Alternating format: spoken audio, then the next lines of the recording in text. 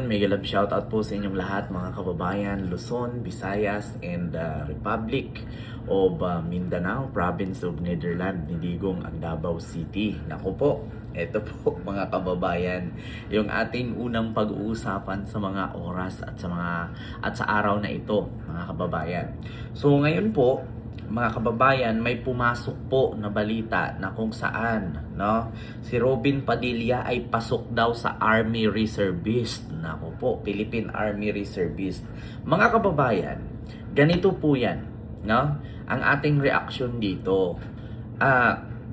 Sa totoo lang mga kababayan, wala naman pong problema itong pagkapasok ni Robin Padilla bilang Army Reservist, Ang problema dito ay ang mga netizen.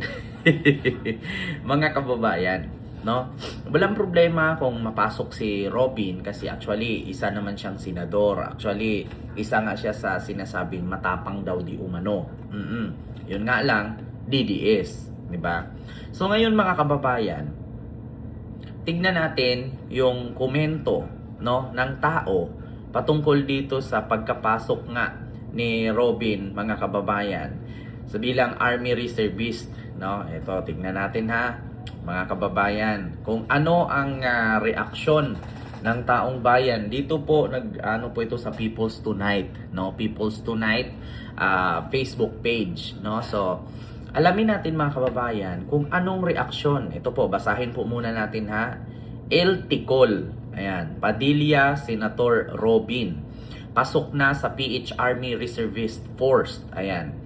Ipinagkaloob na ng Philippine Army Reserve Command ang ranggong Lieutenant Colonel kay Senator Robin Padilla bilang isang newly commissioned reservist officer ng hukbo. So, ngayon, mga kababayan, wala pong problema itong pagiging reservist ni Robin. Ang problema dito, yung komento ng netizen. Bakit? Ano ba yan? Dating ex-convict, naging army reservist, only in the fields. Sabi ni Alexander Levita Atayde. Ayan po. Only daw in the Philippines, dating ex-convict, naging army reservist. Sabi naman ni Martin Bacatan, he is a degree holder or just because he is a senator or in action star. May we ask the CG Ariscom about the qualification standard of a reservist officer of armed forces? Diba? How in the hell he got the rank of lieutenant colonel? People won't even recognize him as a Cub Scout. This is so funny. Ayan. Conflict yan. Paano siya naglilingkod sa bayan kung panay ang batikos niya sa Commander-in-Chief, EFP at Pangulong BBM? Naku po mga kababayan, mukhang hindi ata sang-ayon ang taong bayan kay Robin. Tapos po ba siya ng advanced course sa ROTC at graduate ng college? Samantalang ang legit na graduate ng advanced course at 4 years college degree ay may rank lang ng second lieutenant, reservist of the armed forces. So, padala agad sa West Philippine Sea, sabi ni Robert. Assign ka agad sa station natin sa West Philippine Sea. Kahit tanod, hindi papasaiyan, sabi ni John Lacheca. Baka mamaya manghikayat lang niya ng ibang sundalo reservist na sumama sa kanila mag-aklas laban sa current administration. Naku po, gamitin daw talento at talino. Meron ba? Naku, mga kababayan, mukhang hindi po talaga. Actually, mga kababayan, lahat po halos ng comment dito sa post na to at sa ibang social media na mga nagpo-post patungkol sa nagiging Lieutenant Colonel Reservist na nga si Robin sa Philippine Army ay halos po lahat walang sang-ayon. Mga kababayan, lahat po sila ay hindi sang-ayon, either hindi pumapayag, either kini-question ang kakayanan ni Senator Robin Padilla. Meron pa ngang nagsabi binaboy daw ng Armed Forces of the Philippines ang kanilang hukbo para ipasok si Robin. So, marami nga pong nagtatanong mga kababayan kung bakit at paano daw, ano daw rason, ano daw ang tawag dito, dahilan, ano daw ang requirements at bakit daw nakapasa itong si Robin bilang Army Reservist ng Armed Forces of the Philippines, kung ano daw ang ginawa ni Robin. Yan daw ang katanungan, mga kababayan ng netizen. So, ito po ba, mga kababayan, yung pagiging Lieutenant Colonel ni Robin bilang Army Reservist ay paninindigan po ba niya? Or sadyang bibitawan niya ito at ibalik niya ang pagkaloob sa kanya ng Philippine Army, mga kababayan? Kasi po, mga kababayan, lahat po halos ng mga netizen, kahit basahin niyo po dito, yung comment po lahat ng netizen, ito pa, Philippine Army, ask lang po kung anong qualification. Para maging reservist, dapat po ba maging pro-China, binatikos ang Commander-in-Chief, lilingkod sa isang pamilya, ginawang katawa-tawa ang batas? So yun po ang katanungan, mga kababayan. Sa Philippine Army, sabi ni Jojo Perez, ano po ba ang qualification para maging reservist? Dapat po ba maging pro-China?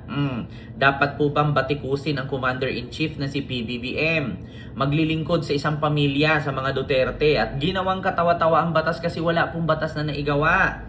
Seryoso? Sabi naman ni Ana Marie Cambay. Seryoso?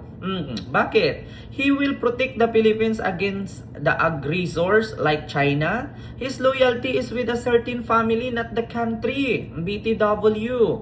What are the qualifications to be a so-called reservist for the EFP? God save the Philippines. Sabi ni Ana Marie. Sabi naman ni Tomcat, baliw. Isinama sa reservist ang artista o politiko para sumikat at makakuha ng boto sa taong bayan. Pero hindi naman maaasahan sa pagtanggol sa inang bayan. Ako po, mga kababayan. Sabi naman ni Huang Tongchua, ang katipunero ng China, nakakatuwa talaga ang Pilipinas. Patay ka bata ka.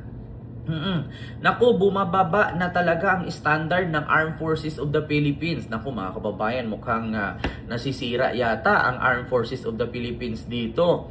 Sabi naman ni Sarit Sivon, ayan, Boo! Di bagay sa'yo, bakit nag-training ba yan para makapasok dyan? Komunista yan! Patay kang bata ka. Ayos, may panglaban na sa West Philippine Sea, sabi ni Gigi Jacob. Sabi naman ni Nestor Matamurosa, ano po ba ang nangyari sa bansang Pilipinas? Bakit kung sino ang gusto nilang ilalagay nila sa pwesto, okay lang? Kahit walang tinapos na kurso, nakakahiya naman po yata sa mga nag-aaral. Tama naman po, mga kababayan. Alam nyo ba, ganito yan alam nyo ba sa Korea? Sa Korea po, may batas po talaga sila doon na pagdating mo ng 30 years old, kapag lalaki ka, kailangan pumasok ka sa training, no, bilang part ng kanilang army or sundalo. So ngayon, mga kababayan, doon sa Korea, ano po sa kanila yan, batas po sa kanila yan na kapag ikaw ay isang Koreano, tapos ikaw ay isang lalaki or mapabakla ka man or bisexual, once na yan ay nasa batas ng Korea, pagdating mo ng 30 years old, ikaw po ay mag-training, no? Para kahit anuman ang mangyari, no? Kahit anumang mangyari, kung anytime lusubin or sakupin ang bansang Korea or South Korea, ay marunong po itong mga kalalakihan sa Korea na makipagdigma. Kasi sila po ay nakapag-trainee, no? Kapag hindi ka po pumasa, patuloy ka pa rin hanggang sa pumasa ka. Yan po ang batas sa Korea. Pero dito sa Pilipinas, nakakapagtaka lang po, katulad kay Vilma Santos. How about okay lang kay Ronnie Liang, kay Dieter Ocampo, kasi mga nagtitraining talaga yan. Pero kay Vilma Santos, hindi po ako makapaniwala. No, na naging reservist siya. Ano pong training ang ginawa ni Vilma? Oo, minsan nga kapag nakita natin paano po magbitbit ng Armalite yan. Paano po maggamit ng baril yan? Ang lagi nating nakikita sa kanya ay towel kasi umiiyak na ito sa drama. Ako naniniwala ako kay RC Munoz kasi si RC Munoz talaga training talaga, gumapang talaga sa putikan. Pero itong si Robin, parang hindi ko nakikita nag-training ito.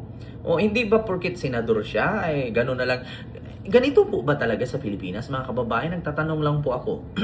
Ganito po ba talaga sa Pilipinas na kapag artista ka, kapag naging senador ka, so exempted ka na po ba sa training? At ura-urada po ba bibigyan ka agad ng certification na ikaw ay Army Reservist? Nagtatanong lang po. Kasi po nakakahiya naman po sa iba dyan na may mga degree, no? Yung mga sobra-sobrang degree, no? Yung mga advanced na halos nahihirapang makapasok bilang Army Reservist. Samantalang itong si Robin, hindi po natin nakikitang nag-training. Yan po ang sabi ng mga netizen. Ano po bang degree? Ano po bang natapos ni Robin? 'Di ba? Ano po bang ginawa niya para po siya gawing Army Reservist? So ngayon mga kababayan, umalma po ang netizen sa pagloob ng Philippine Army kay Robin bilang Army Reservist. No, hindi po sang-ayon ang taong bayan. So ito po ba mga kababayan ay pagpatuloy po ba ni Robin or ibabalik niya ang pinagkaloob ng Philippine Army bilang Army Reservist sa kanya? So yun po ay nagtatanong lang po tayo mga kababayan. Ako, nakakatawa na po itong ating bansa. Kung ganun lang din naman pala ang basihan. Mag-artista ka muna, tas magpakulong ka, tas magsenador ka, magiging Army Reservist ka. Parang hindi naman po siguro maganda yung ganun. 'Di ba mga kababayan? So yun lamang po yung ating tanong, no, patungkol dito sa balitang ito.